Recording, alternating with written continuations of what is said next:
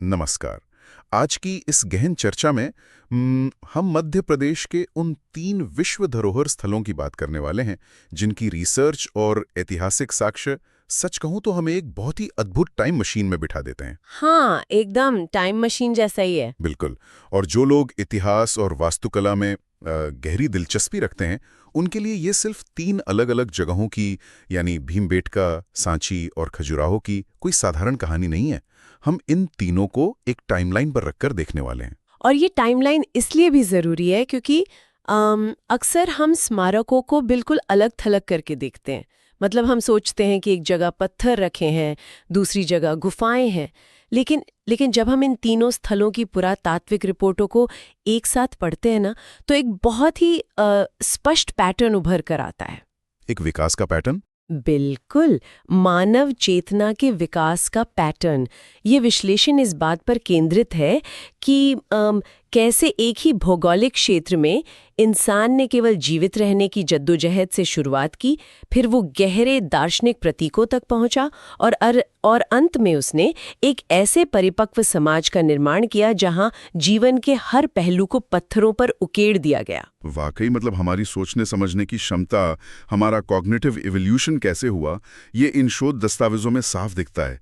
तो इस विकास क्रम को समझने के लिए हमें सबसे पहले उस दौर में जाना होगा जब इंसान के लिए समाज या धर्म जैसी कोई अवधारणा थी ही नहीं। हाँ, पुरापाषाण काल और मध्यपाषाण काल। सही कहा। हमारी इस चर्चा का पहला पड़ाव है भीमबेटका के शैलाश्रय यानी रॉक शेल्टर्स।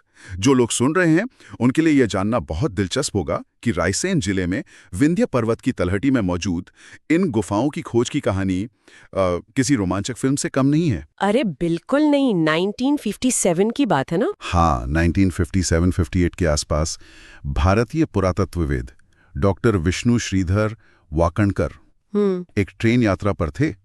उन्होंने बस खिड़की से बाहर पहाड़ों के कुछ अजीब से आकार देखे और सोचिए उन्होंने अपनी यात्रा बीच में ही रोक दी। ये अपने आप में कितना बड़ा कमिटमेंट है ना? और जब वे उन जंगलों में भटके तो उन्हें ये खजाना मिला, भीमबेटका। वैसे इसका नाम भी तो महाभारत के भीम के बैठने के स्थान से जुड़ा है। हाँ, स्थानीय लोग इसे भीमबेटका ही कहते थे। और डॉक्टर वाकणकर की वो अचानक रोकी गई ट्रेन यात्रा पुरातत्व विज्ञान के लिए एक टर्निंग पॉइंट बन गई। आज हमारे पास जो डेटा है वो बताता है कि 7 पहाड़ियों के इस पूरे इलाके में लगभग 750 शैलाश्रय हैं। 750, ये तो बहुत बड़ा नंबर है। बिल्कुल। और इनमें से 400 से अधिक में तो चित्र मौजूद है। और यहाँ जो लोग इस विषय को गहराई से समझना चाहते हैं उनके लिए ये स्पष्ट करना जरूरी है कि ये कोई एक निश्चित समय में बनाई गई आर्ट गैलरी नहीं है। मतलब ये एक ही दौर के लोगों ने नहीं बनाए? नहीं, बिल्कुल नहीं। इन गुफाओं में कुछ चित्र तो 30,000 साल से भी ज्यादा पुराने हैं और कुछ बिल्कुल ऐतिहासिक काल के हैं। कई जगह तो ऐसा देखा गया है कि एक ही दीवार पर चित्रों की 15 अलग-अलग परतें हैं। 15 परतें? हाँ, मतलब एक पीढ़ी ने चित्र बनाया, फिर हजारों साल बाद किसी दूसरी पीढ़ी ने उसी के ऊपर अपनी कहानी उकेर दी। ये एक प्रामाणिक दस्तावेज है शिकार और संग्रहण करने वाले आदिमानव के एक सामाजिक समूह में बदलने का। ये लेयरिंग वाली बात तो रिसर्च पढ़ते समय मुझे भी बहुत हैरान कर गई थी। ये ऐसा है जैसे एक ही कैनवस को कई पीढ़ियां अपनी अपनी पर्सनल डायरी की तरह इस्तेमाल कर रही हूं। लेकिन इन चित्रों को बनाने के लिए जिस तकनीक का इस्तेमाल हुआ उस पर बात करना तो बहुत जरूरी है। हाँ, रंगों की केमिस्ट्री। बिल्कुल। आज के समय में हमारे आधुनिक सिंथेटिक रंग कुछ ही दशकों में अपनी चमक खो देते हैं, पपड़ी बनकर गिरने लगते हैं। लेकिन भीमबेटका में आदिमानव द्वारा इस्तेमाल किए गए रंग, खासकर लाल और सफेद रंग, हजारों साल बाद आज भी मौजूद हैं। और इसके पीछे एक बहुत ही ठोस रासायनिक कारण है। केवल खनिज पीसकर दीवार पे लगा देने से वो इतने साल नहीं टिकते। हमारे जो शोध दस्तावेज हैं वो बताते हैं कि उन लोगों ने प्राकृतिक बाइंडर की खोज कर ली थी। बाइंडर मतलब चीजों को बांधे रखने वाला तत्व। सही कहा। वे इन प्राकृतिक खनिजों को जैसे गेरू, मैंगनीज और लकड़ी के कोयले को जानवरों की चर्बी, पेड़ों के रस और कभी-कभी खून में मिलाते थे। ये मिश्रण जब चट्टान की सतह पर लगाया जाता था ना, तो वो पत्थर के खनिजों के साथ एक रासायनिक प्रतिक्रिया करता था। ओहो, मतलब वो रंग उस पत्थर का हिस्सा बन जाता था। एकदम सही। और इसके अलावा अगर आप ध्यान दें तो ये चित्र अक्सर गुफाओं के अंदरूनी हिस्सों या छज्जों के ठीक नीचे बनाए गए थे। इस चीज ने इन्हें बारिश और सीधी धूप से बचाए रखा। ये कोई तुक्का नहीं था, ये आदि मानव की अपने पर्यावरण और सामग्रियों की बहुत ही गहरी समझ का प्रमाण है। वाकई। और अगर हम इन चित्रों के विषयों पर गौर करें तो वे सिर्फ जानवरों की आकृतियां भर नहीं हैं। शुरुआत में तो हम देखते हैं कि बड़े जानवरों जैसे बाघ, हाथी, गैंडे और शिकार के दृश्य हावी हैं, जो उस समय के जीवन की मुख्य चुनौती थी, मतलब जीवित रहना। हाँ, सर्वाइवल। लेकिन जैसे जैसे हम बाद के कालखंडों के चित्रों को देखते हैं एक बहुत बड़ा बदलाव नजर आता है। शिकार के साथ साथ अब वहां नृत्य, संगीत, बच्चे का जन्म और यहाँ तक कि किसी की मृत्यु पर होने वाले अंत्येष्टि संस्कार भी दिखाई देने लगते हैं। और यही वो बिंदु है जहां हम मानव चेतना के विकास को बहुत स्पष्ट रूप से देख सकते हैं। जब कोई समूह मृत्यु के बाद के संस्कारों को चित्रों में उकेरने लगता है तो इसका सीधा सा मतलब है कि वे अब केवल आज क्या खाना है या शिकार कैसे करना है इस चिंता से मुक्त हो चुके हैं। उनका दायरा बढ़ गया था। बिल्कुल। वे अब जीवन, मृत्यु और शायद किसी पारलौकिक शक्ति के बारे में सोचने लगे थे। चित्रों में आप देखेंगे कि श्रम का विभाजन भी स्पष्ट दिखता है। मतलब कुछ लोग शिकार कर रहे हैं, कुछ शहद इकट्ठा कर रहे हैं और कुछ भोजन पका रहे हैं। ये एक विकसित होते हुए समुदाय का सीधा साक्ष्य है। एकदम। मनुष्य अब सिर्फ एक जीव विज्ञानी इकाई नहीं था, वो एक सामाजिक प्राणी बन चुका था। तो भीमबेटका का ये आदि मानव का समाज, जो अभी केवल जीवित रहने और समूह बनाने के संघर्ष से गुजरा था, वो सदियों बाद एक ऐसे समाज में बदल गया जो जीवन के भौतिक सुखों से ऊपर उठकर आध्यात्मिक शांति और गहरे प्रतीकों की बात करने लगा था, जो हमें सांची में देखने को मिलता है। बिल्कुल। चलिए इसी बदलाव को समझते हैं और अपनी चर्चा को सांची के बौद्ध स्मारकों की तरफ ले चलते हैं। अब हम इतिहास में थोड़ा आगे आ गए हैं। 3री शताब्दी ईसा पूर्व में सम्राट अशोक के काल से शुरू होकर ये स्थल शुंग और सातवाहन काल तक विकसित हुआ। लेकिन यहाँ हमारी रिसर्च एक बहुत बड़ा ऐतिहासिक विरोधाभास सामने रखती है। बुद्ध के वहां न जाने वाला तथ्य। हाँ, श्रोताओं के लिए ये एक बहुत बड़ा आहा मोमेंट हो सकता है कि सांची को बौद्ध धर्म का एक बहुत बड़ा और पवित्र केंद्र माना जाता है, लेकिन ऐतिहासिक साक्ष्य चीख कर बताते हैं कि भगवान बुद्ध ने अपने पूरे जीवन काल में कभी भी सांची का दौरा किया ही नहीं था। ये सच में हैरान करने वाला है। लेकिन बुद्ध के वहां न जाने के बावजूद इस स्थल का इतना महत्वपूर्ण होना सम्राट अशोक की राजनीतिक और धार्मिक दूरदृष्टि को दर्शाता है। वो कैसे? देखिए, अशोक की पत्नी देवी वो विदिशा से थीं और विदिशा सांची के बहुत ही करीब है। दूसरी बात, सांची उस समय के प्रमुख व्यापारिक मार्गों के बिल्कुल केंद्र में था, तो वहां एक आध्यात्मिक और शांति का केंद्र स्थापित करना रणनीतिक रूप से बहुत महत्वपूर्ण था। मतलब एक तीर से कई निशाने। बिल्कुल। और अगर हम यहाँ की वास्तुकला की बात करें, विशेष रूप से महान स्तूप या जिसे स्तूप नंबर 1 कहते हैं, तो ये केवल ईंट और पत्थर का एक टीलाबर नहीं है। ये पूरा का पूरा स्तूप अपने आप में ब्रह्मांड का एक सूक्ष्म रूप है, एक कॉस्मिक सिंबल। इस ब्रह्मांडीय प्रतीकात्मक को थोड़ा और गहराई से समझते हैं। जो लोग सुन रहे हैं वे इस बात को विजुलाइज कर सकते हैं। स्तूप का जो विशाल अर्धगोलाकार गुंबद है, जिसे वास्तुकला की भाषा में अंड कहा जाता है, वो आसमान या स्वर्ग के गुंबद का प्रतिनिधित्व करता है। बिल्कुल। और इसी के भीतर एकदम सुरक्षित बुद्ध के पवित्र अवशेष रखे गए थे। यानी यह गुंबद एक तरह से हमारी इस भौतिक दुनिया और उस उच्च आध्यात्मिक दुनिया के बीच का केंद्र बिंदु है। और उस गुंबद के ठीक ऊपर जो संरचनाएं हैं ना, उनका दर्शन तो और भी गहरा है। जब आप उस गुंबद के शिखर को देखते हैं तो वहां एक वर्गाकार रेलिंग है जिसे हर्मिका कहते हैं। हर्मिका? हाँ, इसे देवताओं का निवास स्थान या सम्मान का प्रतीक माना जाता है। और इस हर्मिका के बीच से एक खंभा निकलता है जिसे यष्टि कहते हैं। ये यष्टि ब्रह्मांड की धुरी का प्रतीक है जिस पर ये पूरा ब्रह्मांड टिका है। और उस यष्टि पर छतरियां भी तो हैं? सही कहा। उस पर 3 छतरियां या छत्र हैं ये 3 छत्र बौद्ध धर्म के त्रिरत्नों का, यानी बुद्ध, धम्म जो कि उनकी शिक्षाएं हैं, और संघ जो भिक्षुओं का समुदाय है, इन तीनों का प्रतिनिधित्व करते हैं। मतलब यह एक ऐसी वास्तुकला है जहां हर एक पत्थर, हर एक आकार का एक बहुत ही तय और गहरा दार्शनिक अर्थ है। सच में ये अद्भुत है।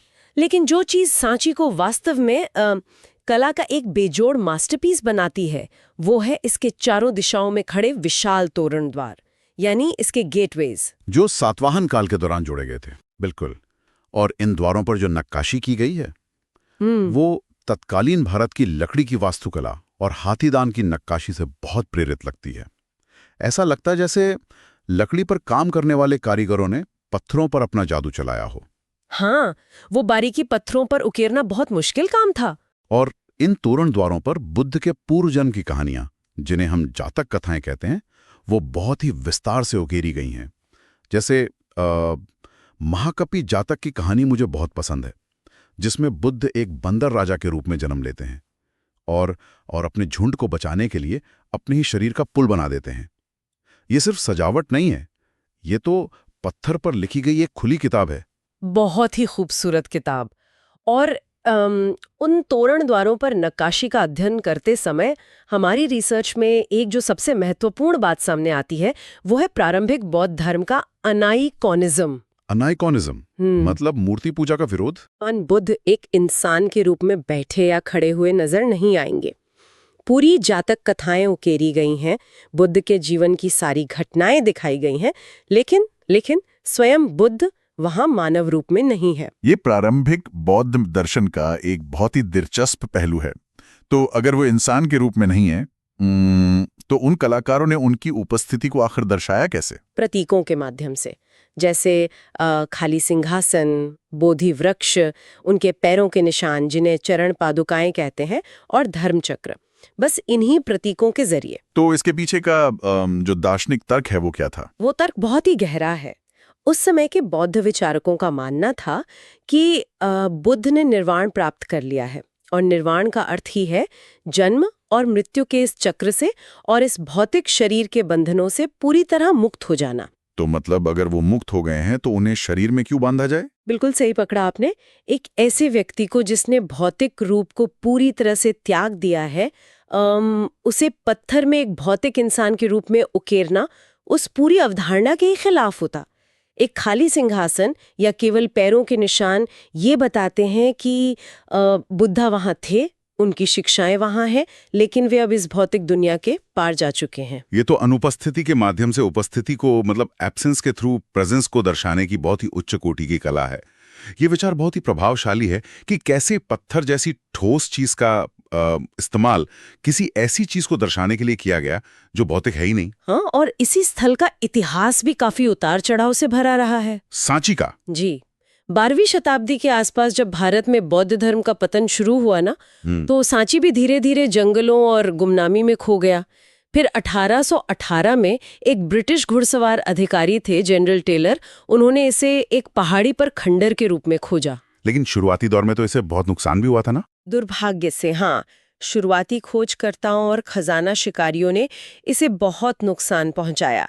लेकिन बाद में 1912 से 1919 के बीच सर जॉन मार्शल, जो उस समय भारतीय पुरातत्व सर्वेक्षण के महानिदेशक थे, उन्होंने इसके संरक्षण और जीर्णोद्धार का एक बहुत बड़ा काम किया। और उन्हीं की वजह से आज हम इसे इस भव्य रूप में देख पा रहे हैं। बिल्कुल। सांची हमें शांति, वैराग्य और प्रतीकों के माध्यम से आध्यात्मता को समझने का एक पूरा युग दिखाता है। लेकिन जैसा कि हमने शुरू में कहा था, मानव चेतना का विकास यही नहीं रुकता। सही कहा। सांची के उस आध्यात्मिक वैराग्य और प्रतीकात्मकता से आगे बढ़कर समाज ने एक बार फिर करवट ली।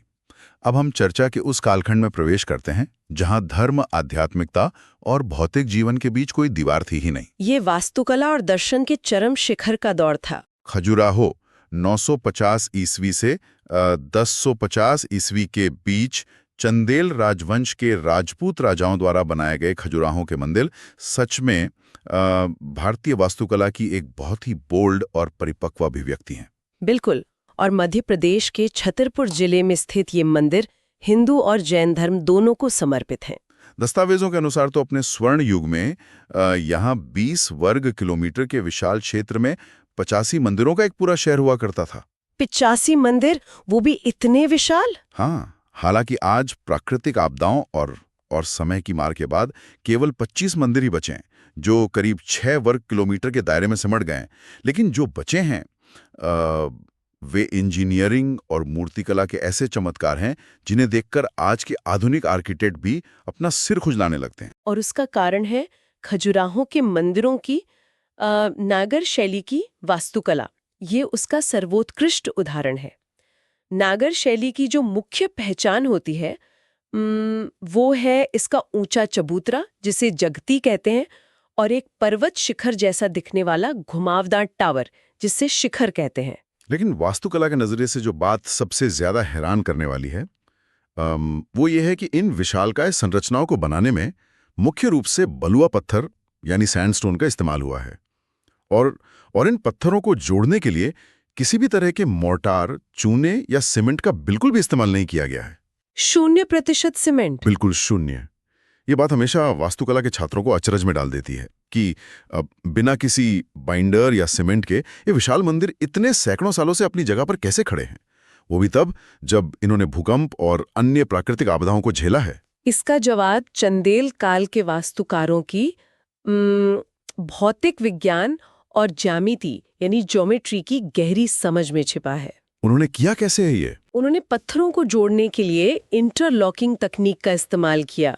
इसे हम वास्तुकला की भाषा में मोर्टराइज और टेनिन जोड़ भी कह सकते हैं। मतलब खांचे बनाकर फंसाना। बिल्कुल, जहां पत्थरों को इस तरह से काटा जाता है कि एक पत्थर का उभरा हुआ हिस्सा दूसरे पत्थर के खांचे में पूरी तरह से फिट हो जाए, लॉक हो जाए। इसके अलावा उन्होंने गुरुत्वाकर्षण बल यानी ग्रेविटी का बहुत ही सटीकता से इस्तेमाल किया। ग्रेविटी ही उन्हें बांधे रखती है। हाँ, पत्थरों का वजन और उनका आपसी संतुलन ही इन पूरी इमारतों को एक साथ बांधे रखता है। ये एक बहुत ही जटिल 3D पजल की तरह है, जिसे सिर्फ गुरुत्वाकर्षण के सहारे हमेशा के लिए लॉक कर दिया गया है। ये तकनीकी कौशल तो कमाल का है ही, लेकिन जब हम खजुराहों की बात करते हैं ना, तो इसकी मूर्तिकला पर बात करना अनिवार्य हो जाता है। और यहीं पर खजुराहों को लेकर दुनिया भर में एक बहुत बड़ी भ्रांति फैली हुई है। सबसे बड़ी गलतफहमी। हाँ, जब भी स्थल का नाम आता है तो आम धारणा यही बनती है कि यह केवल कामुक यानी एरोटिक मूर्तियों का एक समूह है। पॉप कल्चर और पर्यटन ने इसे इसी रूप में सबसे ज्यादा प्रचारित किया है। लेकिन जब हम अपनी पुरातात्विक सर्वेक्षण की रिपोर्ट पढ़ते हैं तो वास्तविकता कुछ और ही निकल कर आती है। इस भ्रांति को तोड़ना बहुत जरूरी है। ये सच है कि खजुराहो अपनी कामुक कलाकृतियों के लिए प्रसिद्ध है, लेकिन पुरातात्विक डेटा स्पष्ट रूप से बताता है कि मंदिर की बाहरी और भीतरी दीवारों पर मौजूद हजारों मूर्तियों में से कामुक मूर्तियों का हिस्सा केवल 10% के आसपास ही है। सिर्फ 10%? सिर्फ 10%। बाकी की जो 90% मूर्तियां हैं वो उस समय के समाज, संस्कृति और रोजमर्रा की जिंदगी का एक बहुत ही विस्तृत डॉक्यूमेंटेशन है। तो अगर हम उस 90% कला पर ध्यान केंद्रित करें तो श्रोताओं के लिए यह जानना दिलचस्प होगा कि दीवारों पर आखिर उकेरा क्या गया है। बहुत कुछ है वहां। बिल्कुल, वहां हमें तत्कालीन समाज के दैनिक जीवन के दृश्य मिलते हैं, जैसे किसान खेत जोत रहे हैं, कुम्हार बर्तन बना रहे हैं, युद्ध की तैयारियां हो रही हैं, संगीतकार वाद्य यंत्र बजा रहे हैं, महिलाएं अपना श्रृंगार कर रही हैं या पत्र लिख रही हैं। एक आम जीवन की झलक। हाँ, और इसके अलावा विभिन्न देवी देवताओं, अप्सराओं और पौराणिक जानवरों जैसे व्याल, उनकी बहुत ही जटिल मूर्तियां हैं। सच कहूं तो ये 10वीं शताब्दी के भारत की एक पूरी सामाजिक और सांस्कृतिक फिल्म है जो पत्थरों पर चल रही है। बहुत सही तुलना की आपने।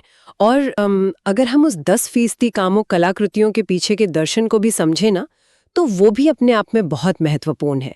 इसे ऐसे ही नहीं बना दिया गया था। इसके पीछे का दर्शन क्या कहता है? देखिए, हिंदू दर्शन के अनुसार मानव जीवन के 4 प्रमुख लक्ष्य या पुरुषार्थ माने गए हैं। धर्म यानी कर्तव्य और नैतिकता, अर्थ यानी आर्थिक समृद्धि, काम यानी भौतिक और शारीरिक सुख, और मोक्ष यानी आध्यात्मिक मुक्ति। धर्म, अर्थ, काम, मोक्ष। जी, खजुराहो के मंदिर इन चारों पुरुषार्थों के बीच के संतुलन को दर्शाते हैं। तत्कालीन समाज का ये मानना था कि जीवन के किसी भी पहलू को दबाने या उससे भागने की कोई जरूरत नहीं है। मतलब सब कुछ जीवन का हिस्सा है। बिल्कुल। आध्यात्मिकता और भौतिक सुख एक दूसरे के दुश्मन नहीं है, बल्कि दोनों ही मोक्ष तक पहुंचने की इस यात्रा के अहम हिस्से हैं। ये एक बहुत ही परिपक्व, खुले विचारों वाला और होलिस्टिक दृष्टिकोण था। ये मंदिरों के डिजाइन में भी तो झलकता है ना। हाँ, आप देखिए, मंदिर के बाहरी हिस्से में भौतिक दुनिया और काम को दर्शाया गया है, क्योंकि वो बाहरी आवरण है, जबकि मंदिर का जो सबसे भीतरी हिस्सा है, यानी गर्भगृह, वो पूरी तरह से सादा और शांत है। वो मोक्ष का प्रतीक है। यह एक बहुत ही सुंदर व्याख्या है कि कैसे इंसान बाहरी दुनिया के शोर और आकर्षण से होते हुए अंततः गर्भगृह की आंतरिक शांति तक पहुंचता है। खजुराहो के कुछ प्रमुख मंदिरों की वास्तुकला तो इस दर्शन को और भी भव्य बना देती है। जैसे कंदरिया महादेव। बिल्कुल, कंदरिया महावीर मंदिर, जो यहाँ का सबसे बड़ा और सबसे ऊंचा शिव मंदिर है। इसके शिखर की ऊंचाई 31 मीटर है। जब आप इसे दूर से देखते हैं ना, तो ये हिमालय की पर्वत श्रृंखला या माउंट कैलाश जैसा दिखता है। इसमें 900 से अधिक नक्काशीदार मूर्तियां हैं। यह भारतीय मंदिर वास्तुकला में फ्रैक्टल ज्योमेट्री का एक बेहतरीन उदाहरण है। फ्रैक्टल ज्योमेट्री, जहां छोटे छोटे शिखर मिलकर एक विशाल शिखर बनाते हैं। एकदम सही। इसके अलावा हमें खजुराहो के लेआउट में इस्तेमाल की गई पंचायतन शैली को भी समझना चाहिए, जो विशेष रूप से विश्वनाथ मंदिर और लक्ष्मण मंदिर में देखी जा सकती है। पंचायतन यानी 5 का समूह? हाँ, बिल्कुल, किसी गांव के पंचायत की तरह।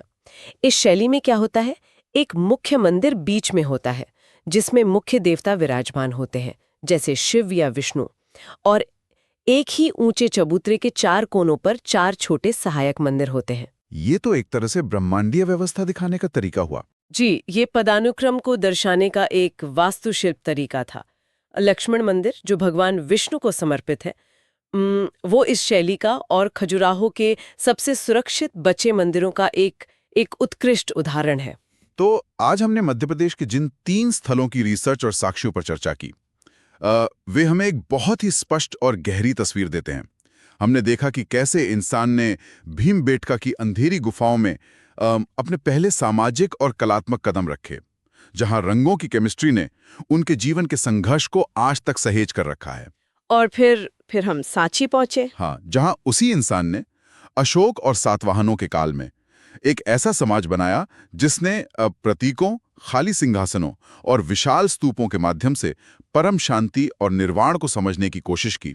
और अंततः हम खजुराहो आए, जहां कला, विज्ञान और दर्शन का एक ऐसा संगम हुआ जिसने जीवन के भौतिक और आध्यात्मिक दोनों पहलुओं को समान सम्मान के साथ पत्थरों पर अमर कर दिया। सच में, ये सफर हमें ये सोचने पर मजबूर करता है कि इतिहास केवल अतीत में हुई घटनाओं का एक मृत रिकॉर्ड नहीं है। ये मानव चेतना और हमारी संज्ञानात्मक क्षमताओं के लगातार विकसित होने की एक जीवंत प्रक्रिया है। बिल्कुल। गुफाओं की दीवारों पर उकेरी गई लाल रेखाओं से लेकर बिना चूने के गुरुत्वाकर्षण के सहारे खड़ी की गई 31 मीटर ऊंची इमारतें, ये सब इस बात का प्रमाण है कि एक प्रजाति के रूप में हमारे सोचने का दायरा समय के साथ कितना विस्तृत और जटिल होता गया है। और इसी विचार के साथ जो लोग आज हमारे साथ इस विस्तृत चर्चा में जुड़े हैं, उनके लिए अंत में सोचने का एक बहुत ही गहरा सवाल है। एक सोचने वाली बात। हाँ, ये सोचने वाली बात है कि हमने देखा कि भीमबेटका और खजुराहो के पत्थरों ने अपने समय के समाज, उनके डर, उनकी उम्मीदों और उनके दर्शन को कितने स्पष्ट रूप से आने वाली पीढ़ियों के लिए सहेज दिया। आज की हमारी जो आधुनिक सभ्यता है, वो कंक्रीट, स्टील और कांच की गगनचुंबी इमारतें बना रही है, जो पूरी तरह से सिर्फ उपयोगिता और व्यावसायिकता पर आधारित है, यूटिलिटी पर। बिल्कुल। तो आज से हजारों साल बाद जब भविष्य के पुरातत्ववेद हमारे इन आधुनिक शहरों के अवशेषों की खुदाई करेंगे, तो वे हमारे बारे में क्या निष्कर्ष निकालेंगे? क्या हमारी ये कांच और कंक्रीट की इमारतें हमारे मूल्यों, हमारी मानवीय भावनाओं और हमारे दर्शन की उतनी ही गहराई बयां कर पाएंगी जितनी गहराई मध्य प्रदेश के इन ऐतिहासिक पत्थरों में आज भी गूंजती है? इसी विचार के साथ आज की इस गहन चर्चा को यहीं समाप्त करते हैं। सुनते रहिए और सवाल करते रहिए।